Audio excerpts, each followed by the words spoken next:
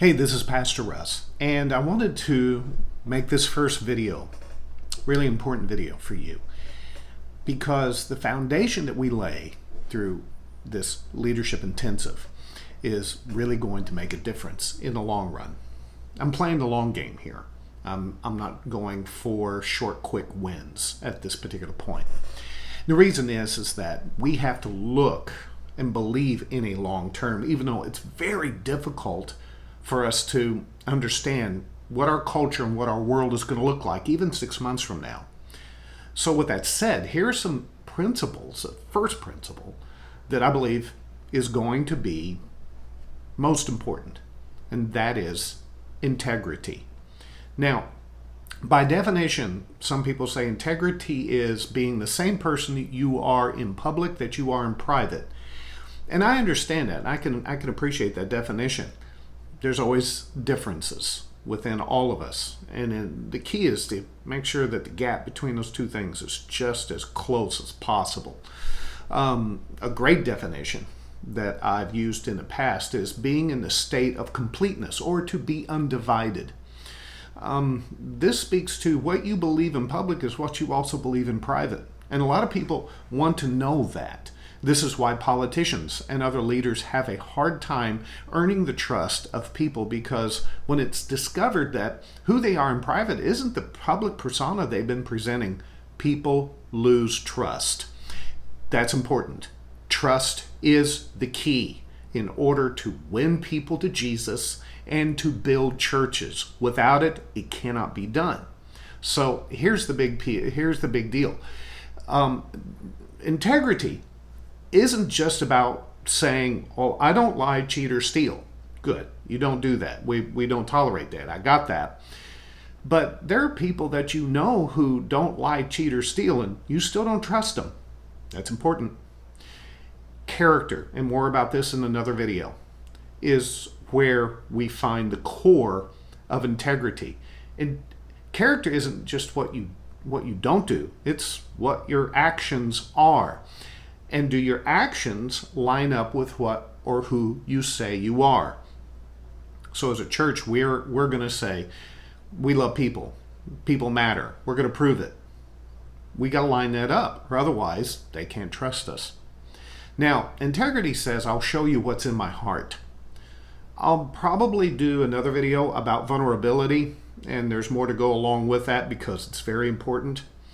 But if people think that what is in your heart isn't what's on your face, they're not going to trust you. And they're going to say that you're a person who lacks integrity.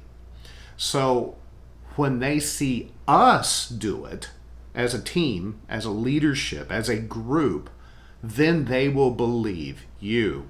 So understand, your integrity affects me and everybody else who you work with, that works under you, is on your team, and who you answer to.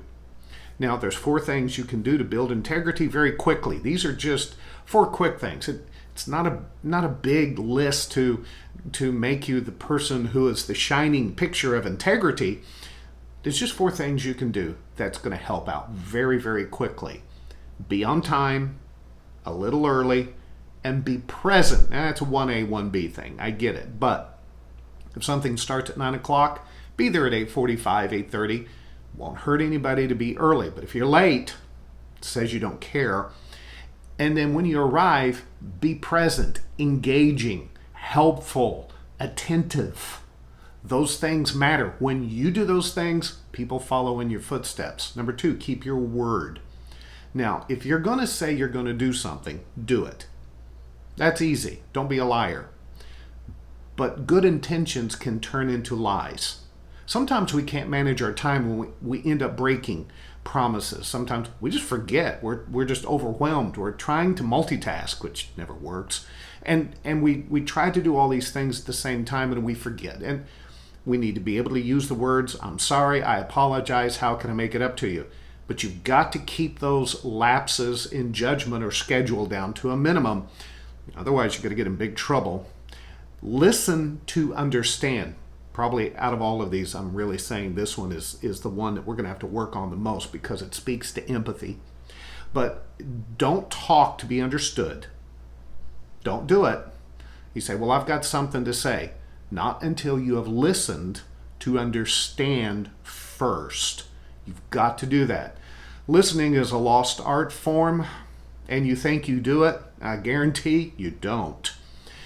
You have to ask questions to understand. And don't just understand the facts, understand the emotion behind them. The fourth one is be consistent. Just be consistent. We earn trust of the people that are around us, our bosses, people on our teams, whoever, even in our family.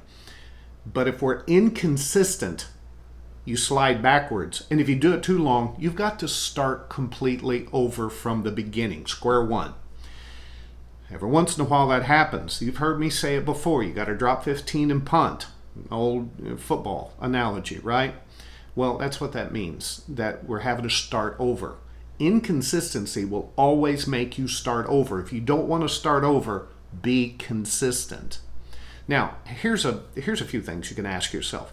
What would happen to your workplace if it operated like this? If everybody tried to do these things? What would happen to the church? What would happen? What would your boss or your immediate supervisor think of you? What would your team think of you?